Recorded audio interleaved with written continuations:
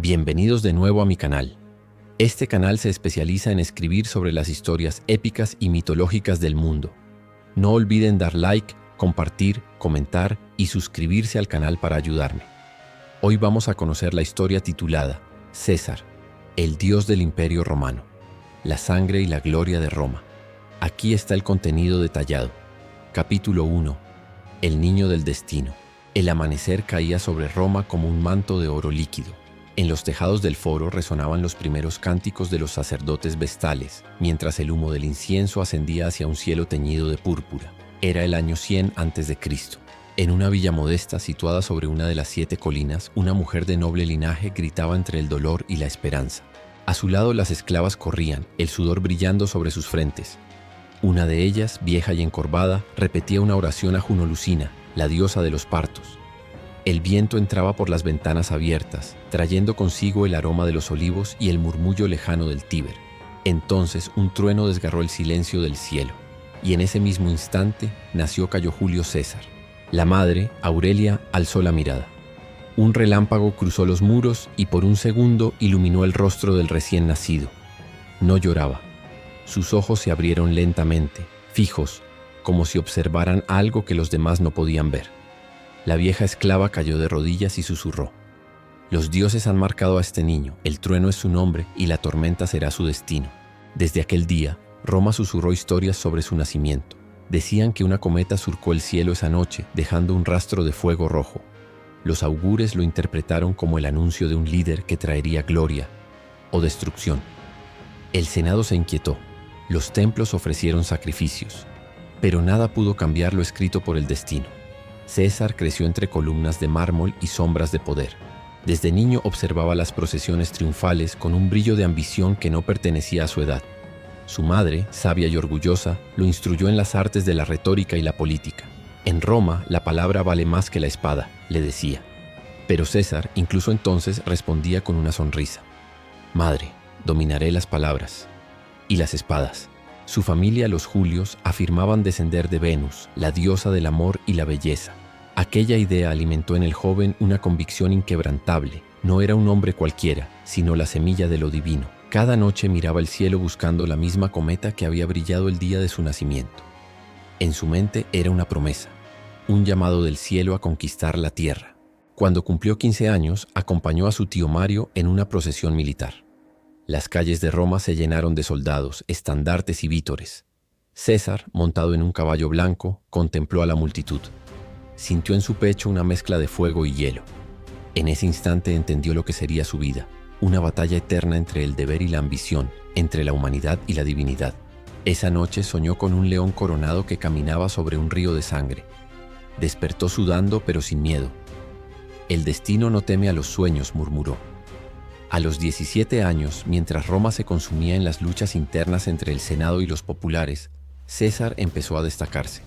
No por sus riquezas, pues su familia no era de las más poderosas, sino por su voz. En las plazas hablaba con la fuerza de un trueno. Los ancianos lo escuchaban, los jóvenes lo seguían, las mujeres lo observaban con curiosidad. Su nombre comenzaba a crecer, como un eco en los mármoles del foro. Pero en los pasillos del poder, los viejos senadores susurraban entre dientes: «Ese joven habla como si los dioses lo escucharan». Y uno de ellos respondió: «Peor aún, habla como si los dioses le respondieran». Aurelia, temiendo por su hijo, fue al templo de Júpiter y ofreció incienso. El augur lanzó los dados sagrados sobre la mesa de piedra. Los símbolos se alinearon en una figura extraña, un rayo cruzando una corona. El sacerdote la miró con inquietud. «Tu hijo desafiará a los dioses», dijo, «y tal vez los supere, pero ningún hombre toca el cielo sin quemarse». Aurelia guardó silencio. Esa noche, mientras César dormía, ella le susurró: «Hijo mío, si el cielo te llama, que tus alas sean fuertes y tu corazón de hierro». Y así comenzó la leyenda. El niño nacido bajo el trueno, el hombre que convertiría a Roma en un imperio eterno, el león de los dioses. Capítulo 2. La voz del Senado. El sol caía sobre el mármol del foro romano, donde las voces de los oradores se elevaban como olas de fuego. Entre los pilares de los templos, los senadores discutían sobre impuestos, guerras y traiciones, mientras los plebeyos escuchaban desde las escalinatas con los rostros cubiertos de polvo y esperanza. Roma era un volcán a punto de estallar, y en su centro un joven comenzaba a brillar con una luz inquietante. Cayo Julio César, con apenas 20 años, caminaba entre las sombras del Senado con la serenidad de quien ya conoce su destino. Llevaba una toga blanca impecable, el cabello corto, los ojos claros y penetrantes. Había sido invitado por su tío Gallo Mario, uno de los hombres más poderosos de Roma, para presenciar un debate sobre las reformas militares. Pero César no era un simple observador. Escuchaba, analizaba y aprendía cómo se movía el poder, cómo se manipulaban los dioses y los hombres con las mismas palabras. En el centro del recinto, el senador Sila, el enemigo de su tío, golpeó su bastón contra el suelo y gritó: «Mario quiere dar poder a la chusma. Roma no será gobernada por campesinos ni soldados sin linaje». El silencio cayó como un velo. Todos miraron a César. El joven, impulsado por un fuego invisible, se adelantó. «¿Y qué es Roma sino el sudor de esos campesinos y la sangre de esos soldados?», dijo con voz firme. «Si los llamas chusma, entonces Roma está construida por la chusma». Un murmullo recorrió el Senado. Algunos rieron con desprecio, otros con sorpresa, pero Sila lo observó con una mezcla de irritación y respeto. «Hablas con lengua de serpiente, muchacho», dijo. «Ten cuidado, las palabras matan más que las espadas». César sostuvo su mirada sin temblar. «Entonces prefiero aprender a matar con ellas». Desde ese día, el nombre Julio César comenzó a circular por los pasillos del Senado, entre los templos y los mercados. Era el joven que había osado desafiar a Sila, el dictador de hierro. Los partidarios de Mario lo aclamaban como heredero del pueblo. Los nobles lo odiaban por su insolencia. Pero César no buscaba amor ni odio, solo poder. Aurelia, su madre, lo observaba en silencio desde el atrio de su casa. Veía cómo su hijo regresaba cada noche con los ojos encendidos, hablando de leyes, reformas y sueños imposibles. «Roma no pertenece a los dioses», decía él. «Roma pertenece a quien tenga el valor de cambiarla». Las luchas civiles entre Sila y Mario pronto sumieron la ciudad en sangre. Cuando Sila tomó el control, ordenó la proscripción. Listas negras con los nombres de quienes debían morir. Entre ellos estaba César. Una noche, mientras las antorchas iluminaban las calles y los soldados recorrían las casas en busca de enemigos, Aurelia escondió a su hijo entre los muros del sótano. «Prométeme que vivirás», susurró ella. «Roma te necesita. Pero ahora no es tu momento». Durante semanas, César huyó por los campos del Lacio, disfrazado, hambriento, perseguido. Sin embargo, nunca perdió su orgullo. Aún en la oscuridad, su mente planeaba. Sabía que el exilio era solo una pausa en su destino. Años más tarde, cuando Sila murió y Roma respiró de nuevo, César regresó, más maduro, más sabio y con un fuego más peligroso que nunca. Entró en el foro, miró las estatuas de los viejos héroes y susurró: «Algún día, mi nombre estará junto al de ellos, o sobre todos ellos». Comenzó entonces su ascenso político. Se hizo pontífice, luego cuestor y más tarde pretor. Cada discurso suyo atraía multitudes, cada promesa más seguidores. Los plebeyos lo veían como la voz del pueblo, los nobles como un traidor que sonreía mientras afilaba su puñal. En una reunión del Senado, un viejo enemigo le dijo: «Joven César, Roma no necesita un nuevo dios». Y él respondió con una calma que heló a todos: «No pienso ser dios, solo eterno». El eco de esas palabras se grabó en los mármoles de Roma. Era la declaración de guerra silenciosa de un hombre contra su propio mundo. El muchacho del trueno ya no era un niño del destino. Era la voz del poder que despertaba en Roma. Capítulo 3. El exilio del león. El amanecer sobre el mar Egeo era un espejo de fuego. Las olas rompían contra los acantilados como si intentaran devorar al joven que miraba hacia el horizonte. Ese joven era Cayo Julio César, el mismo que una vez había hecho temblar el Senado de Roma con sus palabras, y que ahora se encontraba solo, desterrado, con una recompensa sobre su cabeza. Después de la muerte de su tío Mario, los hombres de Sila habían tomado todo: su casa, sus tierras, su nombre. César, perseguido por su sangre y sus ideales, huyó de Roma para salvar la vida. Pero la furia de un león no se apaga con el exilio. Durante meses vagó entre las islas griegas, viviendo de la caridad de antiguos aliados de su familia. Se ganaba la vida enseñando retórica, escribiendo discursos para jóvenes aristócratas y soñando con regresar a Roma. Sin embargo, la fortuna, esa diosa caprichosa que amaba a los audaces, tenía otros planes para él. Una noche, mientras cruzaba el mar Egeo rumbo a Rodas, su barco fue abordado por piratas cilicios. Eran salvajes, armados con cuchillos oxidados y sonrisas crueles. ¿Quién eres, romano?, le preguntó el capitán, un hombre con un ojo cubierto por una cicatriz. Soy Julio César, respondió con orgullo. Los piratas estallaron en Carcaj. Entonces pediremos por ti un rescate de 20 talentos. César los miró con calma y dijo sin un gramo de miedo: no, pedid 50, valgo más que eso. El capitán desconcertado aceptó, y así el joven patricio fue hecho prisionero. Pero lo que sucedió a continuación pasaría a la historia. Durante 40 angay, César vivió como un señor entre piratas. Les ordenaba callar cuando quería dormir, recitaba poesía en las noches, les corregía la gramática cuando se burlaban de él. Incluso jugaba con ellos a los dados, y cada vez que ganaba les decía riendo: disfrutad ahora, porque cuando me liberen os crucificaré a todos. Los piratas reían, creyendo que era una broma. No sabían que hablaban con el hombre que un día sometería a Cadegioy. Cuando su rescate fue pagado y lo liberaron, César no perdió ni un nangay. Volvió a Miletos, contrató a un pequeño ejército, encontró el viejo barco de los piratas y los persiguió uno por uno. 3 semanas después, los piratas de Cilicia fueron capturados por completo. César cumplió su palabra. Ordenó crucificarlos a todos, pero antes de la ejecución les ofreció vino y rió con ellos, como si fueran viejos amigos. Uno de sus soldados preguntó: «Señor, ¿por qué muestra piedad hacia sus enemigos?». César respondió: «No soy piadoso, solo respeto el destino de quien se atreve a jugar con los lobos». Desde aquel día, el mar Egeo no volvió a reírse de César. Su fama se extendió lejos. Un hombre culto, pero con la sangre de un guerrero. Años después, César regresó a Roma. Ya no era un exiliado, sino alguien que había mirado al mar a los ojos y sobrevivido. Caminó por las calles familiares donde alguna vez huyó con miedo y juró: «Fui expulsado de esta ciudad como un perro, pero regresaré como un dios». Los antiguos soldados de Mario empezaron a reunirse a su alrededor, llamándolo Dominus Maris, el Señor del Mar. Los rumores se extendieron, que estaba protegido por Neptuno, que el viento y las olas obedecían sus órdenes. Pero para César solo existía una verdad: el poder no se concede, se arrebata. Desde el exilio aprendió 3 cosas. 1. El enemigo puede hacerte sufrir, pero no puede hacerte pequeño. 2.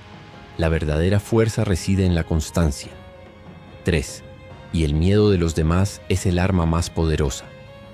Cuando el atardecer cayó sobre la costa italiana, César miró hacia el oeste y susurró: «Volveré, Roma, y esta vez nadie podrá desterrarme. Nadie podrá». Capítulo 4. El retorno del león. El puerto de Ostia hervía de vida y rumores cuando un barco cubierto de polvo del Egeo atracó al amanecer. Entre marineros y comerciantes, un hombre de túnica blanca, mirada fría y paso firme, descendió por la pasarela de madera. Era Cayo Julio César, aquel que una vez fue exiliado y que ahora regresaba.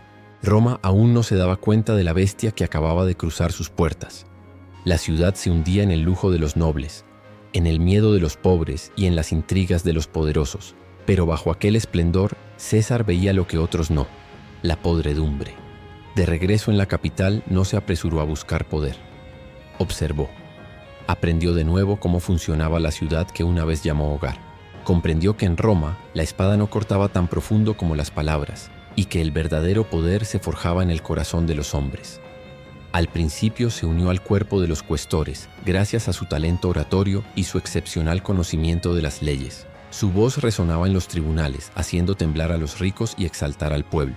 Defendía a los débiles, no por compasión, sino porque sabía que el poder comienza con la confianza de la multitud. Un día, durante el juicio de un noble corrupto, César declaró: «Roma no está amenazada por la espada del extranjero, sino por el silencio de los justos». La plaza estalló en aplausos. El nombre de César empezó a pronunciarse como un trueno de justicia, pero no todos lo admiraban. Muchos senadores veían en él el fantasma del pasado, el heredero de la sangre de Mario, aquel que una vez se rebeló contra ellos. Sila, aunque muerto, seguía proyectando su sombra sobre toda decisión política. César comprendió que para sobrevivir en Roma debía elegir un bando o crear el suyo propio. Comenzó a acercarse a hombres influyentes entre el pueblo, como Craso, el más rico de la ciudad, y Pompeyo, el joven general aclamado como el héroe del pueblo. Ambos eran posibles rivales, pero César era más astuto de lo que ellos creían. En los banquetes lujosos hablaba poco, escuchaba, En el campo de batalla político, el silencio era la espada más afilada y mejor oculta. Cuando César empezaba a recuperar su posición, un suceso cambió su destino: la muerte de Cornelia, su primera esposa. Permaneció inmóvil frente a su tumba, apretando entre sus dedos el pañuelo del luto. Desde hoy mi corazón ya no pertenece a los hombres, sino al destino. Aquel dolor lo volvió más frío, más decidido. Empezó a ver a Roma no como una ciudad, sino como una bestia que debía ser domada. Una noche, de pie en la colina capitolina, observando las luces doradas extendidas como estrellas caídas, le dijo a un amigo cercano: «Abandoné Roma como un perro cazado y ahora regreso como un león. Pero los leones no viven entre lobos. Algún día seré el único que ruja aquí». Desde entonces la nobleza comenzó a llamarlo con un apodo que mezclaba desprecio y temor: el León de Roma. El León de Roma. César solo sonrió. Sabía que tenían razón, y que un león verdadero nunca deja dormir tranquilos a los lobos. Capítulo 5. El eco del Senado. Las columnas del Senado romano se alzaban como gigantes de mármol bajo el sol. Aquella mañana el aire estaba denso, cargado de murmullos y de orgullo. Los viejos patricios se reunían, envueltos en sus togas blancas, mientras en el fondo del gran recinto, Cayo Julio César caminaba con paso tranquilo, su mirada tan fría como el acero templado. Por primera vez, el león entraba en la guarida de las serpientes. César había sido elegido cuestor, un cargo menor pero lleno de oportunidades. El Senado no lo tomaba en serio. Para ellos no era más que un hijo de un derrotado, un orador con demasiado fuego y poca paciencia. Pero Roma, como siempre, subestimó a quien mejor la comprendía. Desde el primer día, César no habló de dinero ni de leyes. Habló de gloria, de justicia y del destino de Roma. Sus discursos no estaban hechos para los senadores, sino para la gente que escuchaba en la plaza, donde su voz resonaba como el trueno de un dios. Roma ha olvidado que fuimos un pueblo conquistador, no uno que es gobernado. Si ustedes temen al cambio, déjenme cambiar el destino por ustedes. El clamor del pueblo rebotó contra los muros de la curia, haciendo fruncir el ceño a los senadores. Un viejo noble susurró a su colega: «Ese hombre no solo habla, siembra semillas, y esas semillas crecerán hasta convertirse en tormenta». César sabía que lo odiaban, pero no necesitaba su amor, necesitaba su miedo. Rápidamente se forjó la reputación de un funcionario íntegro. Rechazaba sobornos y defendía a los pobres. Esas acciones no lo enriquecían, pero lo hicieron amado como nadie en Roma. La multitud gritaba su nombre cada vez que salía de la curia: «César, el león del pueblo». Mientras tanto, la nobleza empezó a conspirar contra él. Uno de ellos, Catulus, intentó acusar a César de traición. Pero en el juicio César se puso en pie, miró fijamente al acusador y dijo: «Si amar a mi pueblo es traición, entonces cuélguenme aquí mismo en esta plaza». Todo el auditorio quedó en absoluto silencio. Catulus bajó la cabeza sin poder responder. Y desde ese día el nombre César se convirtió en la llama que consumía el viejo orgullo de la nobleza. Sin embargo, en el fondo, César sabía que aún era débil. Necesitaba un ejército, necesitaba victorias, necesitaba sangre y gloria para probar la verdad de sus palabras. Y por eso, cuando se presentó la oportunidad, una campaña menor en Hispania, no lo dudó. Antes de partir de Roma, fue a visitar la estatua de Alejandro Magno en el templo. Mirando el rostro heroico del rey macedonio, susurró: «Moriste a los 33 años y conquistaste el mundo. Yo soy unos años mayor que tú y no he hecho nada. No moriré en silencio». Luego se marchó sin mirar atrás. Los testigos cuentan que el día que César dejó Roma, el viento cambió de dirección y levantó polvo como presagio de una tormenta. Un senador anciano murmuró: «Cuando el león sale de su jaula, todo el mundo tiembla». Capítulo 6. El león en Hispania. El sol ardía sobre las colinas polvorientas de Hispania como un dios cruel. El aire olía a hierro y a sudor, y el polvo cubría los estandartes romanos con un velo rojizo. Allí, entre los legionarios exhaustos, Cayo Julio César, ya no el orador del Senado, sino el comandante del ejército de Hispania ulterior, contemplaba el horizonte con la mirada de quien por fin se ha encontrado a sí mismo. Roma lo había enviado lejos, tal vez con la esperanza de que moriría en el olvido. Pero César sabía que el destino no castiga, entrena. Desde el primer día, sus soldados lo siguieron con respeto, aunque también con desconfianza. No era un veterano endurecido por 1000 campañas, sino un patricio elegante que hablaba como filósofo. Sin embargo, el león pronto mostró sus colmillos. Una mañana, durante la marcha hacia el río Betis, un centurión se quejó de la velocidad de avance.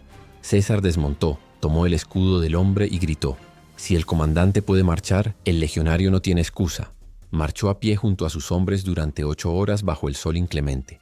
Al caer la noche, ningún soldado volvió a quejarse. En poco tiempo, César convirtió una legión desorganizada en una máquina de disciplina y precisión. Les enseñó que el miedo podía convertirse en combustible y que la gloria era la única moneda que valía la pena ganar. Pronto llegó la prueba. Las tribus lusitanas, feroces y conocedoras del terreno, se levantaron contra Roma. En el valle de Munda, rodeados por enemigos, muchos oficiales propusieron retirarse. César, sin dudar, desenvainó su espada y señaló las montañas. «Allí está la victoria. Si alguno quiere volver a Roma, que pase sobre mi cadáver». Nadie se movió. Entonces, con un rugido, lideró el ataque. Las legiones cargaron con fuerza ciega, y los gritos de guerra de los lusitanos se ahogaron bajo el trueno de los escudos romanos. La batalla fue sangrienta, pero decisiva. Cuando el polvo se asentó, César, cubierto de sangre y ceniza, se arrodilló ante el estandarte de Roma y susurró: «Por fin tayan camnan yoch suk non quabinquan». Su victoria en Hispania no solo trajo botín y honores, trajo credibilidad. Los soldados lo amaban, los enemigos lo temían. Y Roma, al escuchar las noticias, empezó a murmurar su nombre con respeto. Pero lo que más marcó a César no fue la victoria, sino la visión que tuvo una noche, mientras el fuego de campamento iluminaba los rostros cansados de sus hombres. En el cielo, entre las nubes rojizas, creyó ver la sombra de un león, el mismo que había soñado desde niño, caminando junto a una corona. El destino lo llamaba. De regreso a su tienda, tomó una tablilla y escribió: «Un ejército es una criatura viva. Si su corazón late al ritmo de su líder, puede conquistar el mundo». Cuando la campaña terminó, el Senado lo aclamó con honores, y el gobernador local ofreció su silla. César la aceptó, pero no para descansar, sino para gobernar con puño de hierro y mente de estratega. Bajo su mandato, Hispania prosperó. Los caminos se llenaron de comerciantes. Las minas de plata renacieron y la justicia, dura pero justa, hizo que incluso los enemigos lo respetaran. Y cuando finalmente partió hacia Roma, los soldados y campesinos se alinearon a los lados del camino gritando: «Ave, César, el león del oeste». El joven patricio que una vez fue exiliado ahora regresaba como conquistador. Al ver el mar otra vez, César sonrió. «Roma no me envió aquí para morir. Roma me envió aquí para aprender a reinar». Capítulo 7. El regreso del conquistador. Roma lo esperaba, pero no con aplausos unánimes. Cuando Julio César regresó de Hispania, el aire en el foro olía a incienso, envidia y conspiración. Sus victorias habían devuelto el honor a la República, pero también habían despertado el miedo. Los senadores susurraban: «Demasiado ambicioso, demasiado popular». Y sin embargo, el pueblo lo vitoreaba como a un héroe renacido. Su entrada a la ciudad fue más un triunfo que un regreso. Las calles estaban cubiertas de pétalos, los niños gritaban su nombre y las mujeres arrojaban coronas de laurel desde los balcones. A su lado marchaban sus veteranos de Hispania, rostros curtidos, corazones leales. «Roma pertenece a los valientes», murmuró César al cruzar el puente del Tíber. «Y yo he aprendido a no temerle al fuego». El Senado, obligado por la presión popular, le concedió los honores del triunfo. Pero en el fondo, los viejos patricios temían al joven general. Sabían que su carisma podía mover montañas o derrocar repúblicas. Entre los muros del Senado, Catón lo miró con desprecio, Cicerón con cautela, y Pompeyo, el gran general de Oriente, con una mezcla de orgullo y amenaza. Aquel día, 3 destinos se cruzaron, y el destino de Roma comenzó a escribirse con fuego. César, consciente de la fragilidad de su posición, decidió moverse con astucia. No era tiempo de guerra abierta, sino de alianzas invisibles. Así, con la precisión de un estratega, tejió una red política que lo llevaría a la cúspide del poder. Primero, buscó reconciliarse con Pompeyo, el héroe del Este. En un banquete en casa de Craso, el hombre más rico de Roma, el triunvirato nació. Un pacto secreto entre la espada, Pompeyo, el oro, Craso, y la mente, César. Juntos dominarían Roma, o eso creyeron. Durante los meses siguientes, César usó su influencia para consolidar su imagen de salvador del pueblo. Impulsó leyes agrarias, perdonó deudas, protegió a los veteranos y enfrentó abiertamente al Senado más conservador. Su voz resonaba en el foro con fuerza magnética, y el pueblo, fascinado, gritaba: «Ave César, padre del pueblo». Sin embargo, bajo aquella gloria creciente, la desconfianza crecía como sombra. Los senadores veían en él no a un reformador, sino a un tirano disfrazado de héroe. Una noche, mientras César paseaba por el campo de Marte, un anciano adivino se le acercó con la mirada perdida en el infinito. «Roma te coronará, pero también te traicionará», susurró. «Cuídate de los idus de marzo». César sonrió pensando que eran delirios de un loco, pero las palabras se quedaron clavadas como una lanza en su mente. Aún así, no se detuvo. Su ambición era un río que ya había roto sus diques. Cuando fue elegido cónsul de Roma, alzó la toga ensangrentada de la campaña de Hispania y declaró ante el Senado: «No busco poder para dominar hombres, sino para redimir Roma». Pero algunos vieron en esa redención la señal del fin de la República. El león había vuelto a su ciudad natal, y sus rugidos comenzaban a resonar entre los mármoles del poder. En lo más alto del Capitolio, bajo el cielo de Italia, César observó la ciudad que lo había despreciado y ahora lo aclamaba. «El fuego que comenzó en Hispania», dijo en voz baja, «pronto envolverá el mundo». Y así, con un laurel en la cabeza y un puñal invisible a sus espaldas, Julio César se convirtió en el hombre más poderoso de Roma. Capítulo 8. El triunvirato y el juego del poder. Roma ya no pertenecía al Senado.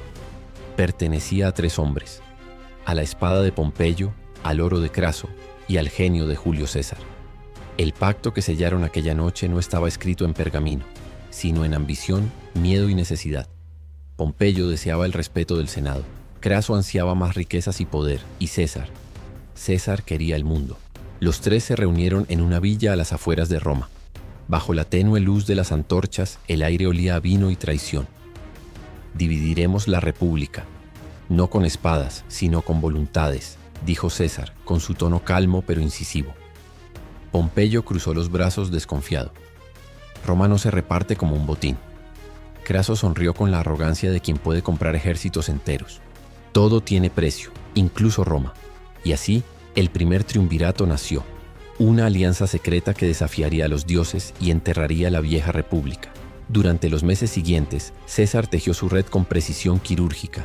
Casó a su hija Julia con Pompeyo, sellando con sangre lo que las palabras no podían asegurar. Craso financió campañas políticas y sobornó a senadores enteros.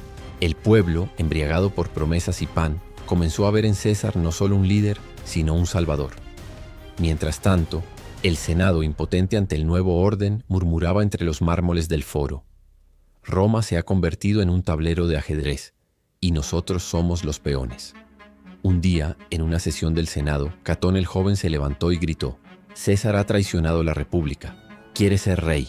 El murmullo recorrió la cámara como un relámpago. César, imperturbable, lo miró fijamente. «Roma no necesita reyes, Catón.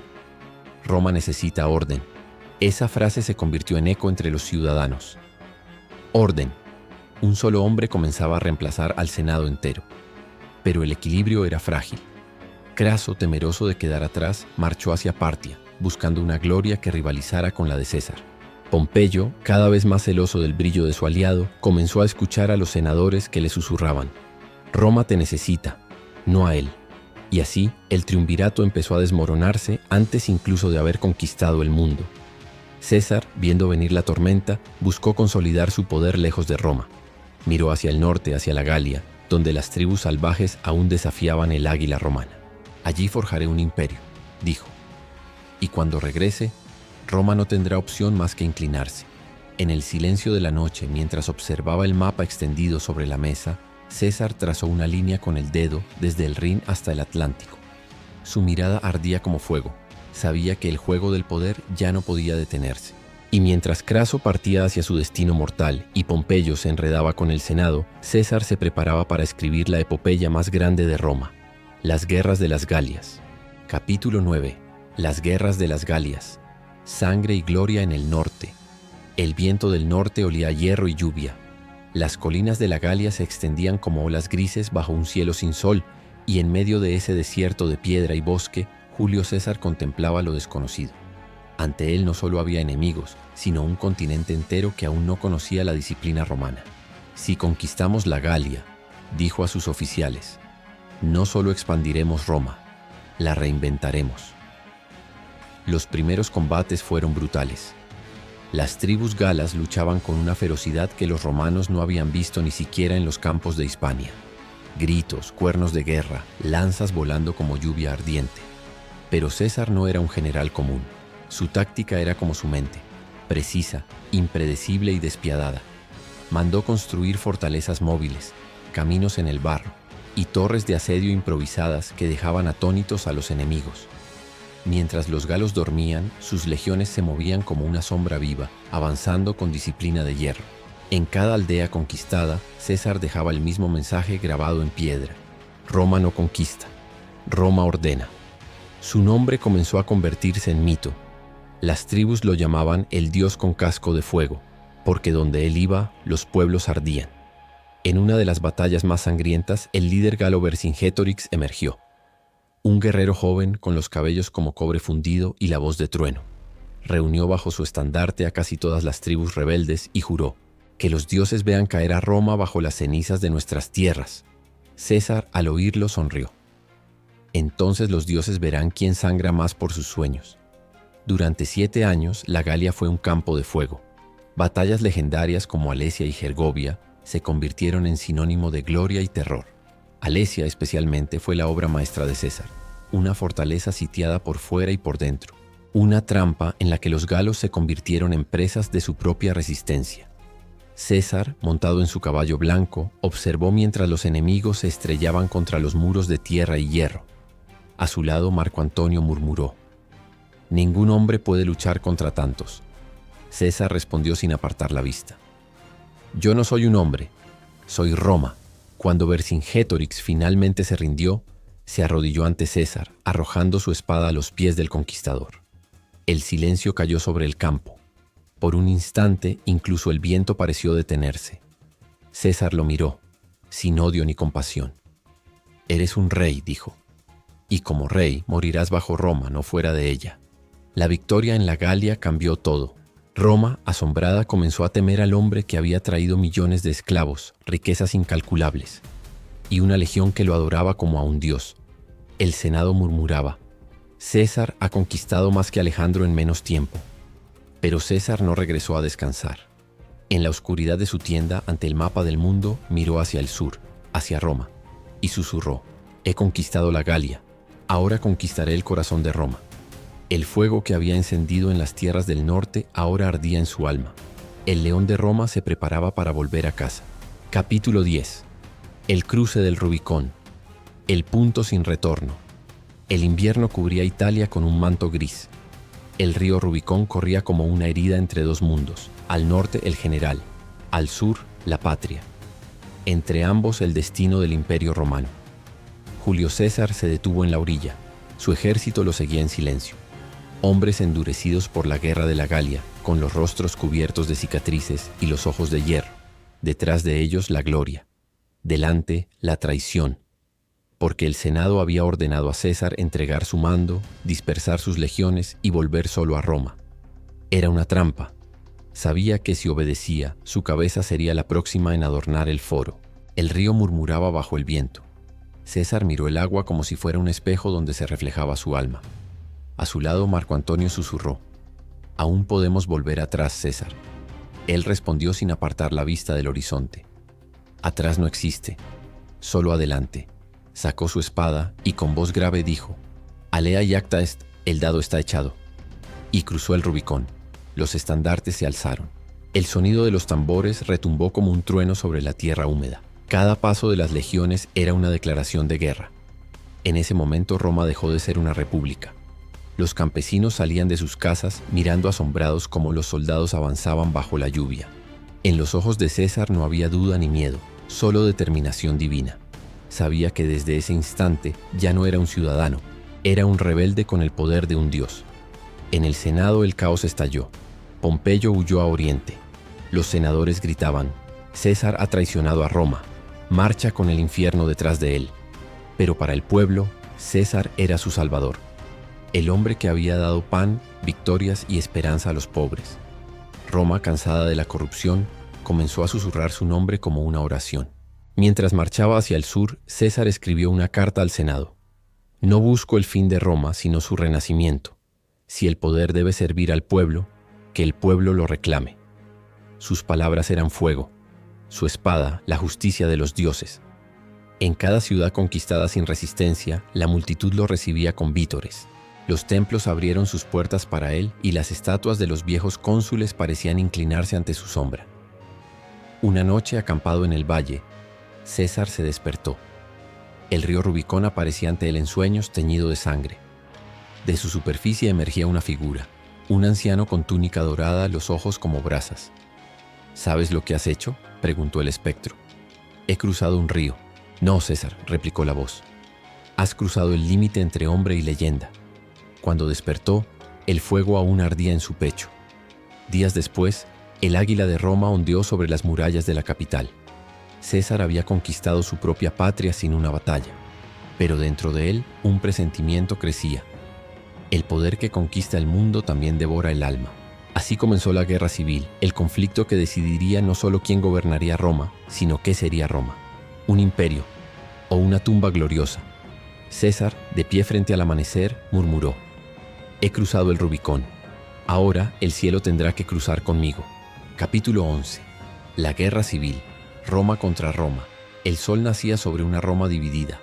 Las águilas del imperio ya no volaban juntas. Unas miraban hacia el este, donde Pompeyo el Grande reunía su ejército. Las otras hacia el oeste, donde Julio César marchaba con su legión invencible. El mundo romano se partió en dos mitades, como una espada rota entre dos manos de hierro. César avanzó con la misma calma con la que se prepara una tormenta. Sus legiones eran su familia, sus estandartes su fe. A cada paso el eco de las sandalias sobre el mármol parecía marcar el pulso de una nueva era. El Senado huía, los ricos se escondían y los campesinos aclamaban su nombre. Roma, la eterna, se miraba en el espejo de su propia ambición. Pompeyo, en Grecia, reunía fuerzas. Sus filas eran innumerables, consulares, nobles, generales de 20 años de gloria, todos jurando destruir al tirano del norte. Pero César no creía en los números, sino en la voluntad. El valor de un solo legionario decidido vale más que 1000 hombres con miedo, decía mientras sus soldados lo seguían por tierra y mar. En el puerto de Brindisi, César embarcó sus tropas bajo una lluvia ardiente. El mar Adriático se agitaba, como si Neptuno mismo tratara de impedir su paso. Pero el conquistador no temía ni a los dioses. «Los dioses sirven al vencedor», gritó, «y el vencedor soy yo». El desembarco en Épiro fue el comienzo de una danza de estrategia y sangre. Pompeyo se movía con prudencia, evitando la confrontación directa. Sabía que César era un genio en la improvisación, un maestro en convertir la desventaja en victoria. Las primeras batallas fueron rápidas, feroces. En Dyrrachium, César conoció por primera vez el sabor amargo de la derrota. Sus tropas rodeadas sufrieron. Él mismo, en medio del caos, tomó un escudo y gritó: «Soy César, si muero que sea de pie». Esa furia devolvió el alma a sus hombres. Aún derrotado, su leyenda crecía. Los soldados decían: «Los dioses luchan por Pompeyo, pero el destino lucha por César». El clímax llegó en Farsalia. Los dos gigantes de Roma se encontraron bajo un cielo de polvo y fuego. El rugido de las trompetas hizo temblar las colinas y el suelo se tiñó de rojo antes de caer la primera lanza. César observó desde lo alto una legión desplegarse en silencio. Luego levantó la mano y dijo simplemente: «Comienza Roma contra Roma». Las flechas cruzaron el aire como enjambres de fuego. Pompeyo, confiado en su superioridad, ordenó avanzar. Pero César esperó. Esperó hasta que el polvo cubrió el sol, y entonces gritó: «Adelante, 10ª legión». Los hombres de hierro se lanzaron con el rugido de un mar en tormenta. La formación de Pompeyo se rompió como cristal bajo un martillo. César, en el fragor de la batalla, parecía un dios entre mortales. Cuando todo terminó, Pompeyo huía. En el silencio posterior, César miró los cuerpos de sus compatriotas. Miles de romanos yacían bajo el sol ardiente, muertos por Roma, por un nombre, por una idea. Susurró con amargura: «He conquistado a mis hermanos. ¿Y qué me queda ahora?». Pompeyo escapó a Egipto, buscando refugio entre faraones. Pero la muerte lo esperaba. Cuando César llegó, solo encontró su cabeza en una bandeja de oro. El conquistador lloró: «Matasteis al hombre que amé como a un hermano, para agradarme. No comprendéis que habéis matado a Roma misma». El mar reflejaba la luz del crepúsculo. César, ahora dueño absoluto del mundo romano, comprendió que el precio de su destino era la soledad. Su sombra se alargaba sobre el Mediterráneo, y su nombre ya no era solo el de un hombre, sino el principio de un imperio. «He ganado la guerra», dijo mirando el horizonte, «pero he perdido a Roma». Capítulo 12. La reina del Nilo, César y Cleopatra. El sol de Egipto caía como oro líquido sobre las aguas del Nilo. Las arenas del desierto brillaban como fuego, y en medio de ese resplandor eterno, Julio César llegó a Alejandría, la ciudad de los dioses y los faraones. Venía en busca de Pompeyo, pero encontró el destino. Cuando el barco romano atracó, César descendió con la capa manchada de polvo y sangre. Un oficial egipcio le ofreció una caja cubierta de seda púrpura. Dentro, la cabeza de Pompeyo. El silencio fue absoluto. César la miró largamente. Luego, con voz fría como el acero, dijo: «Así muere un cónsul de Roma, no por la espada de un enemigo, sino por la cobardía de un aliado». El aire se volvió pesado. Egipto comprendió que el hombre frente a ellos no era solo un conquistador, era una tempestad envuelta en piel humana. Esa misma noche, mientras César se alojaba en el palacio de Alejandría, una figura misteriosa apareció entre los cortinajes de lino. Dos guardias se detuvieron sorprendidos. Una alfombra enrollada se movía por sí sola. De su interior emergió una mujer joven, de mirada felina, vestida en oro y perfume. «Soy Cleopatra, hija de Isis, reina legítima de Egipto». Su voz era un susurro y un desafío.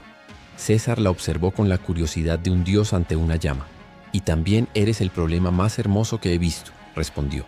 Desde esa noche la historia y el mito se entrelazaron. Cleopatra no se postró ante el conquistador, bailó con él. No ofreció rendición, sino una alianza entre trono y espada. Juntos planearon recuperar el poder de Egipto, arrebatado por su hermano Ptolomeo III. En el palacio, bajo las columnas de mármol, César y Cleopatra tejieron su pacto en la sombra. Él le enseñó la estrategia del imperio. Ella le mostró la magia de los dioses antiguos. Roma y Egipto se encontraron no en la guerra, sino en la piel de dos leyendas vivas. Las calles de Alejandría pronto se llenaron de fuego. El ejército de Ptolomeo cercó el palacio. El humo ascendía hacia los cielos, y los papiros de la gran biblioteca ardían en llamas. César, espada en mano, luchó entre los pilares del saber mientras gritaba a sus hombres: «Quemadlo todo antes de que lo roben. Roma tomará de Egipto no su oro, sino su eternidad». Entre el caos, Cleopatra apareció sobre una terraza, su túnica blanca manchada de ceniza. César la tomó del brazo y la llevó hasta el puerto, donde las naves romanas esperaban. En la noche huyeron sobre el Nilo, perseguidos por los gritos y el fuego. Días después, Ptolomeo fue vencido. El río arrastró su cuerpo y Egipto tuvo una nueva soberana. Cleopatra fue coronada junto a César ante el pueblo, bajo un sol de victoria. Ella llevaba la corona de Isis, él la mirada del lobo romano. El pueblo gritaba: «¡Que vivan los dioses de Roma y Egipto!». En el jardín del palacio, cuando la guerra quedó atrás, Cleopatra le preguntó: «¿Qué busca un hombre que ya lo tiene todo?». César respondió sin sonreír: «Lo que no puede conquistar». Ella se inclinó hacia él. «Entonces quizás lo has encontrado». Durante meses vivieron como en un sueño. Él le habló de la República, de los traidores del Senado, del deseo de crear un imperio eterno. Ella escuchaba y en sus ojos brillaba el reflejo de la ambición compartida. De esa unión nacería un hijo, Cesarión, símbolo de dos mundos. Pero incluso en la dicha, César sentía el peso de Roma llamándolo. Una noche, bajo la luna del Nilo, susurró: «Egipto me ofrece amor, pero Roma exige mi alma». Cuando partió, el viento levantó la arena del desierto como un velo dorado. Cleopatra lo vio alejarse y dijo: «El Nilo volverá a encontrar al Tíber, porque los dioses no separan lo que está escrito en las estrellas». César navegó hacia el oeste. Detrás de él el río dormía. Delante el trono del mundo lo esperaba. Pero en su pecho Egipto seguía ardiendo, no como una conquista, sino como un sueño imposible. Capítulo 13. El retorno a Roma. El amo del mundo. Roma rugía. Las calles estaban cubiertas de pétalos y oro. Las trompetas resonaban entre los templos de mármol, mientras Julio César entraba triunfante por la vía Apia.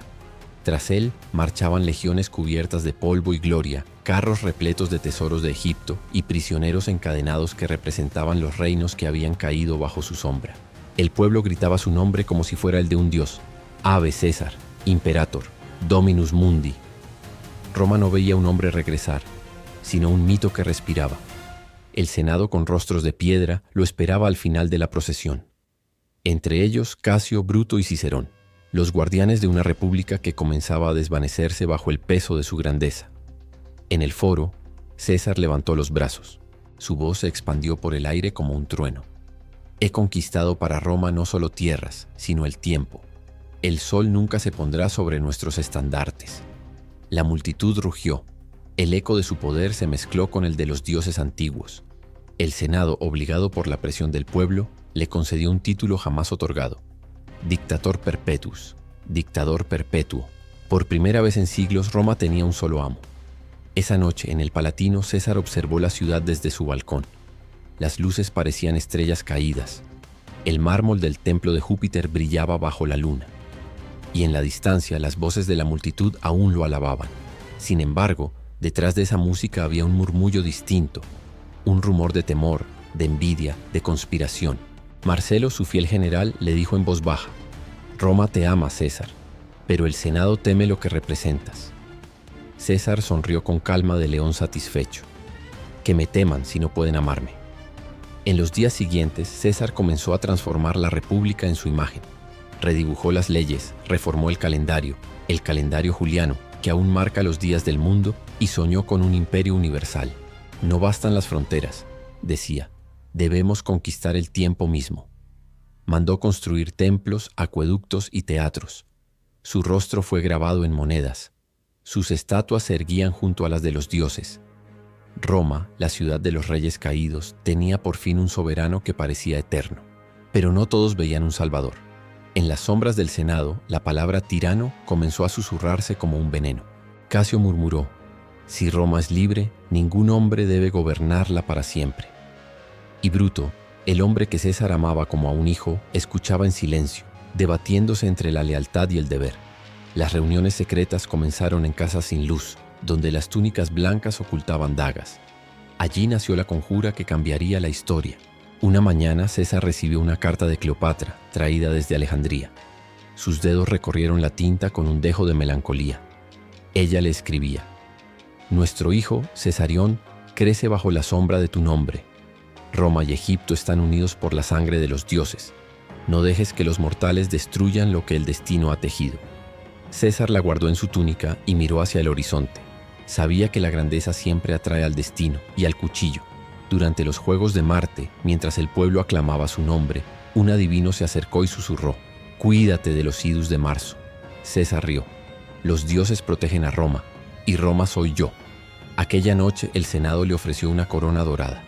Por un instante el mundo contuvo el aliento, pero César, con gesto sereno, la rechazó ante el pueblo. Roma no necesita un rey, dijo, mientras me tenga a mí.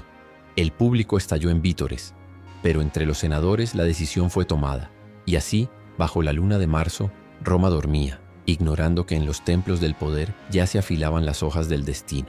César caminaba entre mármoles y sombras, convencido de que los dioses lo habían hecho eterno. No sabía que en pocos días la eternidad tendría forma de traición. Capítulo 14. Los idus de marzo. La muerte del dios mortal. El amanecer del 15 de marzo de aquel año llegó con un silencio extraño sobre Roma. El cielo estaba cubierto de nubes grises y el viento del Tíber soplaba con un frío seco, como si los dioses mismos contuvieran la respiración. Julio César despertó antes del alba. Había soñado con su madre llorando, con un mar teñido de rojo. A su lado Calpurnia, su esposa, temblaba. «No vayas al Senado hoy», le suplicó. «He visto tu estatua sangrar». César sonrió con ternura cansada. «Los sueños son solo ecos del miedo, mi amada. Roma no puede esperar». Afuera, los esclavos y soldados lo esperaban con su toga púrpura. Su auriga le ofreció el laurel, símbolo del triunfo eterno. César lo tomó, pero sus ojos se detuvieron un instante en el horizonte, donde las águilas giraban sin rumbo sobre el foro. Mientras avanzaba por la vía sacra, el pueblo lo saludaba como a un dios. Algunos arrojaban flores, otros monedas con su efigie, pero entre los aplausos se colaban murmullos, como si Roma misma presintiera la tragedia que se acercaba. Frente a la escalinata del Senado, el adivino lo interceptó. «Cuídate, César. Hoy son los idus de marzo». César se detuvo un instante. Lo miró con una media sonrisa y respondió con ironía: «Los idus han llegado». El viejo murmuró: «Pero aún no han pasado». Dentro del teatro de Pompeyo, donde ese día se reunía el Senado, los conspiradores aguardaban. Más de 60 hombres, ocultos bajo sus togas, con dagas afiladas contra el pecho. Bruto, Casio, Casca. Cada uno respiraba con el peso de la historia sobre los hombros. Bruto, especialmente, tenía los ojos velados por el dolor. Sabía que iba a matar al hombre que lo amó como a un hijo. César entró con paso firme, el laurel brillando sobre su frente como una corona de oro. El eco de sus sandalias resonó en las losas del mármol. «Senadores de Roma», comenzó, «he venido a hablar del futuro del imperio». Pero el futuro ya lo estaba rodeando. Tilius Cimber se acercó con un pergamino en la mano. «Te ruego, César, que concedas el perdón a mi hermano». César negó con un gesto. El senador se aferró a su toga. César alzó la voz: «Esto es una violencia». Y en ese instante Casca levantó su cuchillo y lo hundió en su cuello. El grito se mezcló con el sonido metálico de más de 20 dagas desenvainadas. El mármol del Senado se tiñó de rojo. César, aturdido, intentó retroceder, pero los golpes venían de todas partes. Casio lo hirió en el costado. Decenas de manos lo atacaban, mientras el eco de su nombre se deformaba en un rugido de muerte. Entonces lo vio. Bruto, el rostro del hombre en quien había confiado más que en su propia sangre. César bajó el brazo. Su voz, apenas un susurro, atravesó el caos. «¿Tú también, hijo mío?» «¿Et tú, Brute?» Bruto tembló, pero la daga ya estaba manchada. César, con el último aliento, cubrió su rostro con la toga y cayó a los pies de la estatua de Pompeyo, su antiguo rival. El hierro del destino se cerró. El silencio que siguió fue más profundo que cualquier grito. El Senado entero estaba inmóvil, como si el tiempo se hubiera detenido junto con su corazón. Uno a uno, los conspiradores se miraron las manos ensangrentadas. Creían haber salvado a Roma. No sabían que acababan de matar a la República. Esa noche Roma ardía en antorchas. El cuerpo de César fue llevado al foro, cubierto con su manto ensangrentado. Marco Antonio, de pie ante la multitud, alzaba la voz entre lágrimas y fuego. Este era César, el más noble de todos. Los asesinos lo llamaron tirano, pero fue él quien dio pan a los pobres y gloria a Roma. La muchedumbre rugió, el mármol del foro se volvió una hoguera y los conspiradores huyeron entre las sombras. Esa noche las llamas iluminaron el cielo como si los dioses lloraran. Roma comprendió que había perdido no solo a su emperador, sino a su destino. Y en el humo del incendio, una voz pareció resonar sobre las ruinas. «Roma no morirá conmigo, porque yo soy Roma». Capítulo 15. La venganza de los dioses. Marco Antonio y el heredero del león Roma aún olía humo y sangre. El cadáver de Julio César había sido incinerado, pero la llama de su espíritu no se apagó. Se extendió por todo el imperio, ardiendo en el corazón de los leales y en la ira del pueblo. Marco Antonio, que había sido general, amigo y mano derecha de César, se alzó sobre un estrado de piedra en el foro, mirando a la multitud con ojos como dos antorchas. Frente a él, la estatua de César proyectaba una larga sombra, como un dios muerto que aún vigilaba todo. «Roma ha sido traicionada». Su voz resonó por la plaza. Los hombres que mataron a César lo llamaron tirano, pero fue él quien nos dio el pan, las leyes y la gloria. La multitud clamó. Los nombres de Bruto y Casio fueron lanzados entre la gente como una maldición. Marco Antonio comprendió. Necesitaba un símbolo, alguien que pudiera continuar la sangre y los ideales del emperador caído. Una tarde, en una villa fuera de la ciudad, se encontró con Octavio, el joven de 19 años, sobrino de César y heredero designado en un testamento secreto. Octavio no tenía la apariencia marcial de un guerrero, pero la mirada del muchacho era afilada como una espada. Marco Antonio vio en ella algo familiar, una llama fría, similar a la de César en otro tiempo. «Lleva su nombre», dijo Marco Antonio, «pero para ser digno debes llevar también su odio». Octavio inclinó la cabeza. «No solo vengaré», respondió, «tomaré de vuelta el imperio de mi antepasado». Así se formó la alianza entre el león y el halcón. Marco Antonio sería la espada, Octavio la mente y con ellos Lépido, quien comandaba tropas en Hispania. Los tres juraron bajo la noche. «Por los dioses y por César, la sangre de los traidores se mezclará con el polvo del Senado». Mientras tanto, Bruto y Casio huyeron hacia el este, reuniendo fuerzas en Macedonia y Siria. Creían estar defendiendo la libertad de Roma, pero esa libertad estaba manchada por la culpa. 2 años después, las velas rojas de Marco Antonio llenaban los cielos sobre el mar Jónico. Las trompetas sonaron, anunciando que la venganza de los dioses había comenzado. La batalla de Filipos, año 42 a.C. El cielo se tiñó de cobre. La tierra tembló bajo los cascos de los ejércitos romanos más poderosos. Bruto miró al horizonte, donde ondeaba el estandarte con el león de César. Marco Antonio cabalgó al frente, su yelmo reflejando el sol como la hoja de un destino inexorable. «Por César», gritó. La respuesta retumbó. «Por Roma eterna». La sangre tiñó la llanura de rojo. Los guerreros caían en la locura del furor bélico. Finalmente Casio fue muerto. Bruto se suicidó dejando en sus labios las últimas palabras temblorosas. «Roma, que los dioses me perdonen».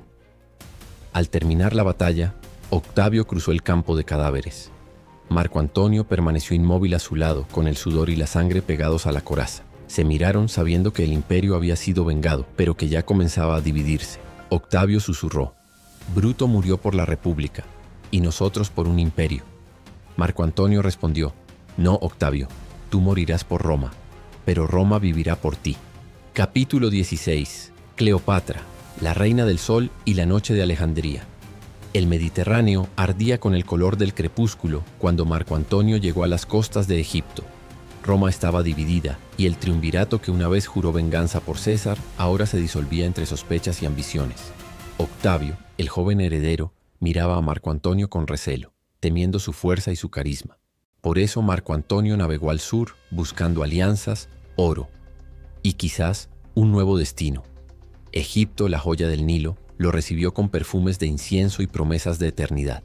Allí reinaba Cleopatra VII, la mujer más temida y más deseada del mundo antiguo. Decían que hablaba el lenguaje de los dioses y que su belleza podía hacer caer imperios. La noche de su encuentro se volvió leyenda. Marco Antonio fue invitado a un banquete en el Palacio de Alejandría. El aire olía a mirra y vino dulce, y sobre el Nilo flotaban antorchas que reflejaban la luna como 1000 ojos dorados. Y entonces apareció Cleopatra. No entró caminando, sino en un trono de oro montado sobre una barca, con velas púrpuras y esclavas que la acompañaban como si fueran estrellas. Sus ojos brillaban como obsidianas bajo la luz de las antorchas, y su voz, suave pero firme, resonó como una melodía de otro mundo. «Salve, Marco Antonio», dijo ella. «El león de Roma ha venido a conocer al sol del Nilo». Marco Antonio sonrió, pero en su interior sintió algo moverse, una mezcla de deseo y advertencia. «Roma no adora al sol», respondió, «pero incluso los dioses se inclinan ante su luz». Desde aquella noche los dos se volvieron inseparables. El general romano y la reina egipcia se convirtieron en mito viviente, la unión de la espada y la corona, de Occidente y Oriente. Cleopatra le ofreció riquezas, ejércitos y refugio. Marco Antonio, a cambio, le ofreció poder y amor. Juntos soñaron con un nuevo mundo, un imperio donde el Nilo y el Tíber fluyeran como un solo río. Pero en Roma, Octavio veía aquello como una traición. Los senadores susurraban: «Marco Antonio ya no sirve a Roma, sirve a una reina extranjera». Mientras el pueblo romano temía la influencia egipcia, Alejandría se convertía en un centro de esplendor. Banquetes, desfiles, templos reconstruidos en honor a Isis y César. Cleopatra proclamó a sus hijos con Marco Antonio reyes del Oriente, y él, embriagado por la gloria y la pasión, olvidó las reglas del Senado, olvidó incluso la prudencia. Una noche, mientras el viento del desierto soplaba sobre los jardines del palacio, Cleopatra le preguntó: «¿Qué deseas realmente, Marco Antonio?». Él la miró con una mezcla de ternura y ambición. «Deseo un imperio que no dependa de Roma, sino de nosotros». Esa misma noche, en el norte, Octavio juró destruirlo. «Marco Antonio ha traicionado al legado de César», declaró ante el Senado. «Si Roma no lo detiene, Egipto gobernará sobre nuestras ruinas». Así comenzó la guerra final entre el este y el oeste, entre Roma y Alejandría, entre el heredero frío y calculador, Octavio, y el guerrero ardiente que eligió el amor antes que la corona. El destino ya estaba escrito. Las aguas del Nilo se volverían rojas, y las arenas del tiempo pronto cubrirían las ruinas de 2 imperios y el corazón de una reina que amó como un dios. Capítulo 18. El último reino, la caída de Alejandría. El sol de Egipto ardía sobre las piedras blancas de Alejandría, la ciudad que una vez fue faro del mundo, ahora convertida en un campo de sombras y silencio. Los jardines del palacio de Cleopatra, donde antaño florecían los jazmines, estaban cubiertos de ceniza y polvo. Las noticias del desastre en Actium habían llegado como un veneno lento. Roma se acercaba y con ella el fin de una era. Marco Antonio, derrotado, vagaba por los pasillos del palacio como un espectro. Su barba crecida, su armadura sin brillo y su mirada vacía, rota, reflejaban el peso de 1000 derrotas. Los soldados egipcios y romanos desertores lo miraban con compasión silenciosa. Él, que había sido el león de Roma, ahora era un hombre que esperaba su último amanecer. Cleopatra lo observaba desde su trono de ébano. Sus ojos delineados de col ocultaban la tormenta en su interior. «Roma nos ha devorado, Marco», susurró. «No, amor mío», respondió él con voz cansada. «Roma solo ha reclamado lo que ya era suyo. Pero mi alma sigue siendo tuya». A lo lejos, el sonido de los tambores romanos rompió el silencio. Octavio había llegado. Sus estandartes ondeaban frente a las murallas de Alejandría, donde el águila imperial brillaba bajo el sol egipcio. Las puertas se abrieron sin resistencia. Los generales de Cleopatra, comprendiendo la futilidad, depusieron las armas. Dentro del palacio, la reina del Nilo preparaba su última defensa, la de la dignidad. Vestida con un manto dorado, cubrió sus cabellos con la corona de serpientes gemelas, símbolo de los faraones. A su lado, Marco Antonio afilaba su espada, aunque sabía que no serviría de nada. «Octavio no quiere solo nuestro reino», dijo ella. «Quiere nuestros nombres, quiere borrar nuestra historia». Marco Antonio sonrió tristemente. «Entonces dejemos que el mundo recuerde nuestra muerte». El ejército de Octavio irrumpió en la ciudad, sus trompetas resonando entre los templos. Los últimos defensores fueron abatidos en los jardines de Papiros. Cuando los soldados llegaron al palacio, encontraron las puertas cerradas. Adentro, Marco Antonio ya había tomado su decisión. Pensando que Cleopatra había muerto, se atravesó el pecho con su espada. El acero ardió en su carne como el juicio de los dioses. Mientras su sangre manchaba el suelo de mármol, murmuró: «Cleopatra, espera por mí». Pero la reina aún vivía. Cuando lo vio tendido, corrió hacia él, tomó su cabeza entre sus brazos y lloró. «No me dejes sola, amado mío. No ahora». Él la miró con la poca vida que le quedaba y susurró: «Donde el sol se apague, allí te esperaré». Luego cerró los ojos para siempre. Días después, Octavio entró en el palacio. Encontró a Cleopatra en su cámara, rodeada de incienso, oro y silencio. El aire olía a miel y veneno. En su brazo reptaba un áspid, la serpiente sagrada de Isis. Ella lo levantó y lo contempló con serenidad divina. «No seré el trofeo de Roma», dijo. «Seré su leyenda». La serpiente la mordió, y una sonrisa eterna se dibujó en sus labios. Cuando los guardias irrumpieron, la encontraron recostada junto a sus doncellas, como si durmiera entre las estrellas del Nilo. Octavio contempló su cuerpo y murmuró: «Así mueren los dioses antiguos». Ordenó que ambos, Marco Antonio y Cleopatra, fueran enterrados juntos, pues ni la muerte pudo separarlos. Fuera, el sol se alzaba sobre el delta, y el imperio romano nacía en las cenizas de Egipto, pero en las arenas del tiempo el nombre de Cleopatra seguía brillando como un eco inmortal del último reino del amor y el fuego. Capítulo 19. El sol del imperio. El nacimiento de Augusto. El viento del Mediterráneo soplaba con un perfume de sangre y sal. Las velas de las galeras romanas, marcadas con el águila dorada, cruzaban las aguas teñidas de rojo tras la victoria de Actium. En la proa del navío principal, un hombre joven de rostro imperturbable miraba el horizonte con ojos de mármol. Octavio, el heredero de César, el futuro Augusto. El mar había devorado a Marco Antonio y Cleopatra. Roma al fin había derrotado a los dioses de Oriente. Y en ese silencio posterior a la tormenta, el mundo se preparaba para recibir a un nuevo sol. Cuando Octavio desembarcó en Alejandría, el aire olía a ceniza y rosas muertas. El palacio de Cleopatra aún exhalaba el aroma del incienso, y los ecos de su tragedia resonaban en los pasillos vacíos. Ante su cadáver, Octavio no sintió odio ni placer, solo una serena comprensión. Los reyes caen, los imperios mueren, pero Roma permanece. Ordenó que el cuerpo de la reina fuera tratado con honores, que los templos egipcios no fueran profanados, y que el pueblo recibiera pan y paz, porque en su mente ya no existía el conquistador, sino el arquitecto del orden eterno. De regreso a Roma, la multitud lo recibió con un rugido que sacudió las colinas. El Senado lo proclamó Princeps Senatus, el primero de los ciudadanos, y poco después, con voz unánime, le ofrecieron el título que cambiaría la historia: Augustus, el consagrado por los dioses. Ese día la República murió sin una espada desenvainada, y el imperio nació entre aplausos y flores. El mármol del foro se llenó de estandartes dorados, las vírgenes vestales encendieron nuevas llamas, y el pueblo gritó su nombre como si fuera un dios viviente. Octavio, con su túnica blanca, alzó la mano ante el Senado y pronunció: «He devuelto la paz a Roma, que el mundo entero sepa que el orden del cielo ahora reside bajo el águila de Roma». Pero en las sombras del poder, Augusto sabía que la paz no era más que una ilusión cuidadosamente construida. Había aprendido de César y de Antonio que los hombres no gobiernan con amor, sino con miedo y memoria. Envió legiones a Hispania, Germania, Armenia y Partia, para marcar con fuego los límites del mundo romano.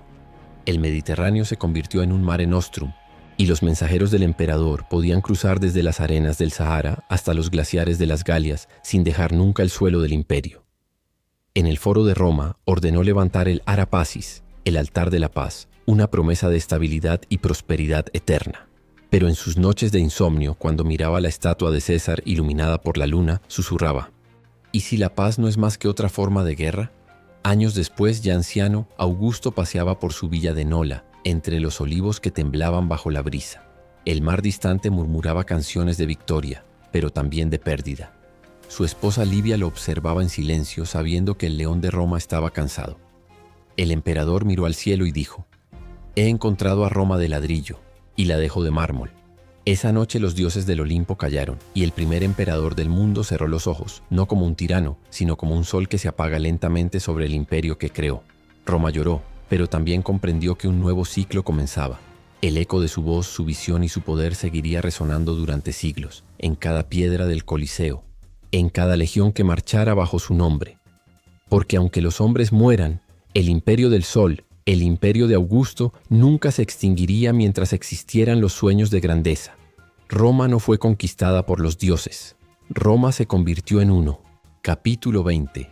El Hijo del Sol. Tiberio y la sombra del trono. Tras la muerte de Augusto, Roma se sumió en un silencio reverente. El sol del imperio había desaparecido y en su lugar surgió una sombra: Tiberio, su hijastro y sucesor designado. Tiberio no era un hombre de multitudes ni de celebraciones.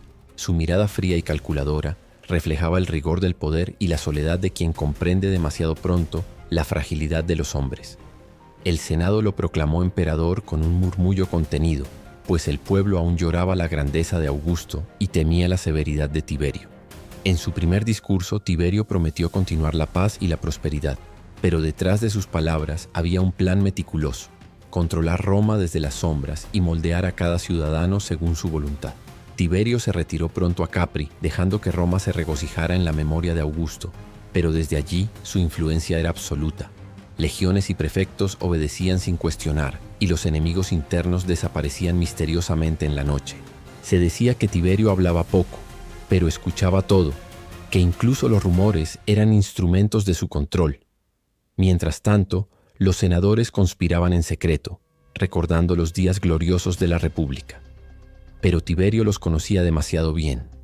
Cada gesto, cada palabra contenía una traición potencial.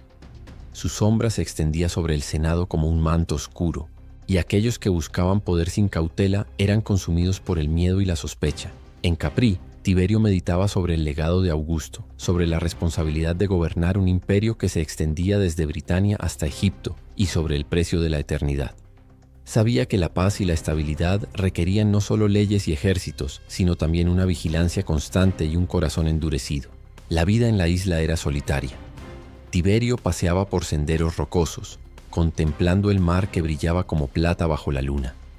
Allí, lejos del bullicio de Roma, planificaba campañas en Germania, en Panonia y en Siria, mientras la ciudad eterna creía que su emperador descansaba en paz. Pero la historia pronto recordaría que Tiberio no solo fue un administrador, sino un maestro del miedo y la estrategia. Su reinado, aunque marcado por la eficiencia, también estuvo teñido de traición, intriga y misterio. Cada senador que desaparecía dejaba un susurro entre las columnas del foro: en la sombra del sol todos somos mortales. Al final, Tiberio entendió que el poder absoluto es una carga más pesada que cualquier espada. El Hijo del Sol se convirtió en un guardián silencioso del imperio, un hombre que sabía que incluso los dioses del pasado no podían protegerlo de la soledad que acompaña a quien sostiene el mundo sobre sus hombros. El legado de Tiberio sería recordado de manera ambivalente. Por un lado, la estabilidad y la expansión del imperio. Por otro, la oscuridad que se cernía sobre la vida de los ciudadanos y sobre su propia alma.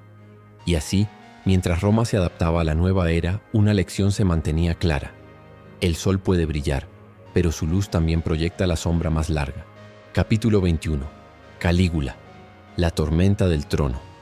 La muerte de Tiberio marcó el final de una era sombría, pero el Imperio Romano estaba a punto de enfrentarse a un ciclón inesperado.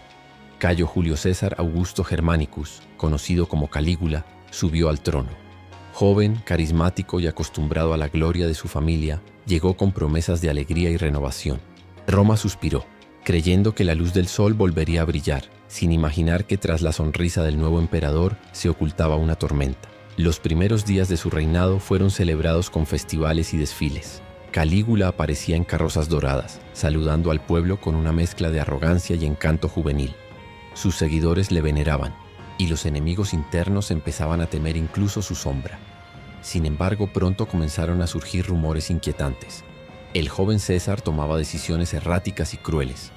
Senadores desaparecían sin explicación, y la nobleza temía que incluso la palabra traición fuera suficiente para condenarlos. Las fiestas de Calígula se convertían en orgías de poder y terror, y su sentido de divinidad, se proclamaba Dios viviente, hacía que Roma temblara bajo su mandato. Uno de los episodios más notorios fue su obsesión con Incitatus, su caballo favorito. Se dice que intentó nombrarlo cónsul, como una demostración del control absoluto sobre la república y sus instituciones.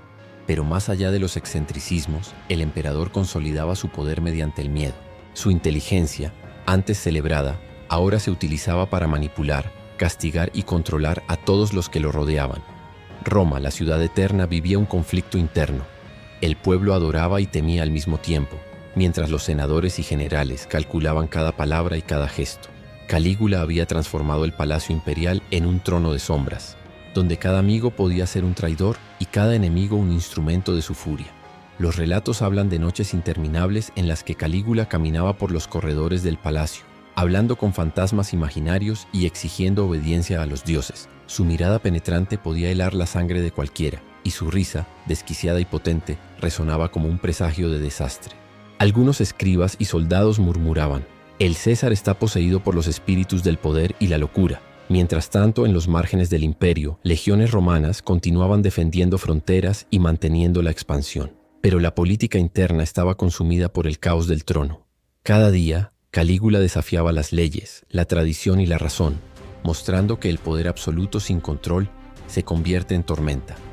Finalmente, en el año 41 de Cristo, la tormenta alcanzó su clímax. Un grupo de conspiradores dentro de la Guardia Pretoriana decidió actuar. Calígula fue asesinado en el palacio, dejando tras de sí un legado de miedo, locura y lecciones imborrables sobre la naturaleza del poder.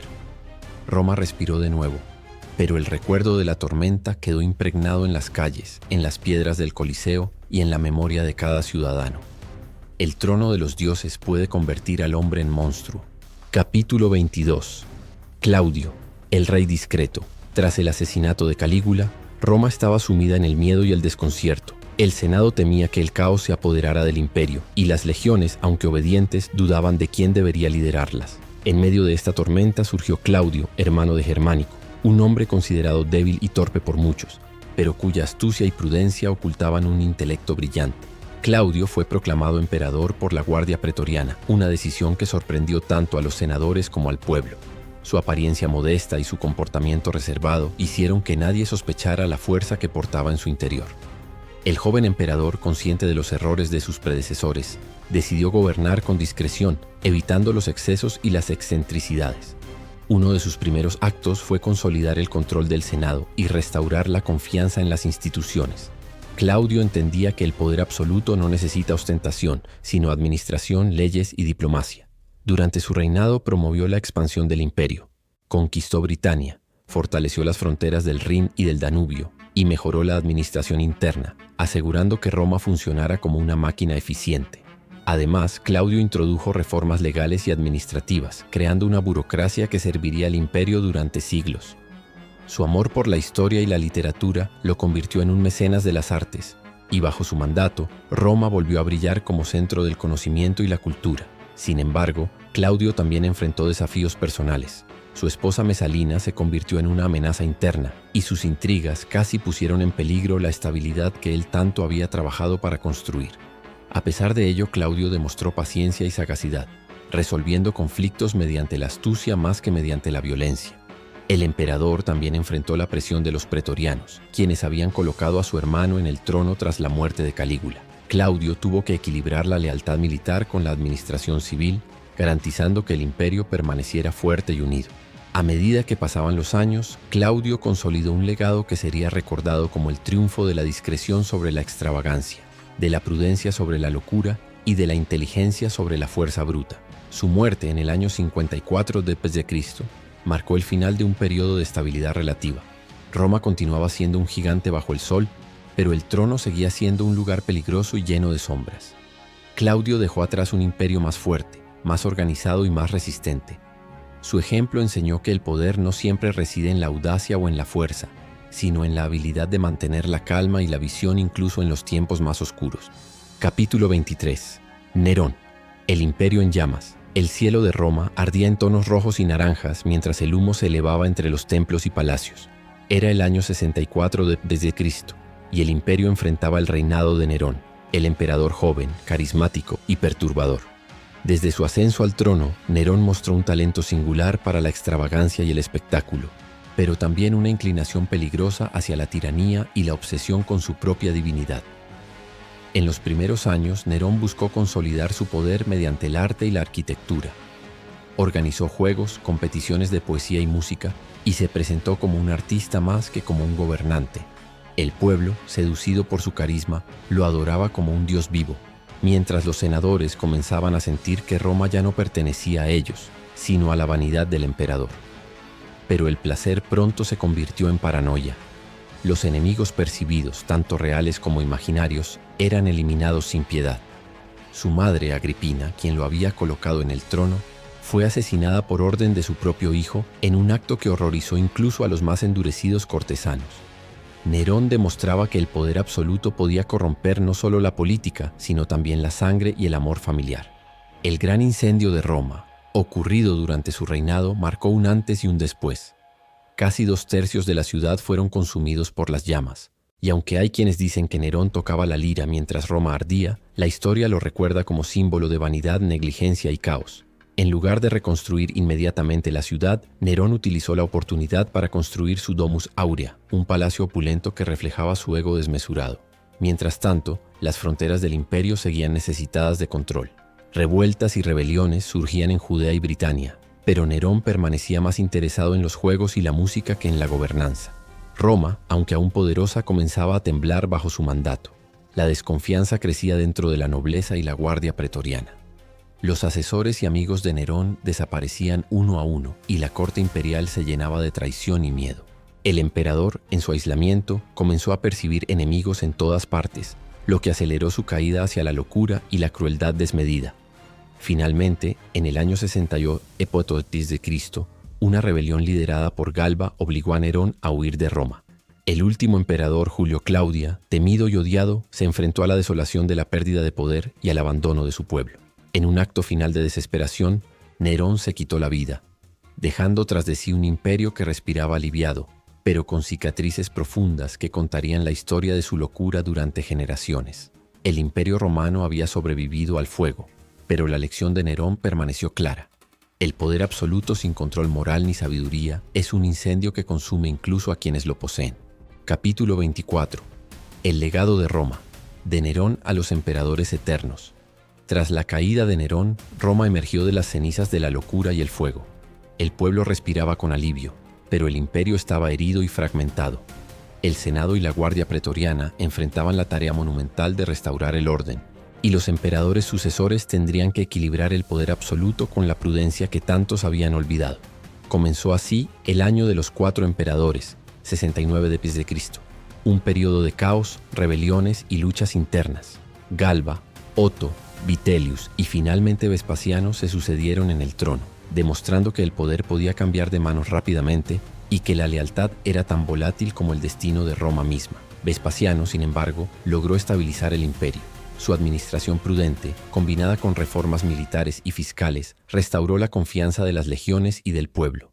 Durante su reinado se inició la construcción del Coliseo, símbolo del poder y la grandeza de Roma, una estructura que reflejaría la continuidad del imperio más allá de emperadores individuales. Los años siguientes trajeron estabilidad con Tito y Domiciano, aunque cada reinado tenía sus sombras y desafíos. Roma expandió sus fronteras, consolidó la administración interna y mantuvo su dominio cultural y militar sobre el Mediterráneo. Los emperadores aprendieron de los excesos de Nerón y de las intrigas de Calígula. El poder debía ejercerse con equilibrio, respeto a las leyes y estrategia. El legado de Roma no residía solo en la conquista militar, sino en la cultura, la ley y la infraestructura que conectaba el vasto imperio. Acueductos, carreteras, templos y teatros eran testimonio de un poder que trascendía la vida de cualquier emperador. Cada piedra contaba la historia de gloria, caída, locura y redención. Y cada ciudadano, desde el más humilde hasta el senador más influyente, participaba en la construcción de un legado que perduraría siglos. Así, la saga de los emperadores romanos culminó en un equilibrio delicado. El imperio sobrevivía, aunque marcado por la ambición, la traición y la locura humana.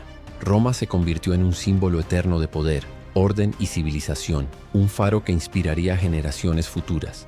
En las calles, los ciudadanos murmuraban nombres que ahora eran leyenda. Augusto, Tiberio, Calígula, Claudio, Nerón. Cada uno representaba una lección sobre la grandeza y los peligros del poder absoluto. Y aunque los hombres mueren, Roma perduraba como un imperio que había aprendido, entre el fuego y la sombra, que el verdadero legado reside en la capacidad de sostener la luz del orden sobre el caos. Con esto la historia de Roma se cerró, pero su eco resonaría para siempre a través de los siglos, recordando a todos que la gloria y la tragedia a menudo viajan de la mano, y que un imperio eterno se construye tanto con sabiduría como con fuego.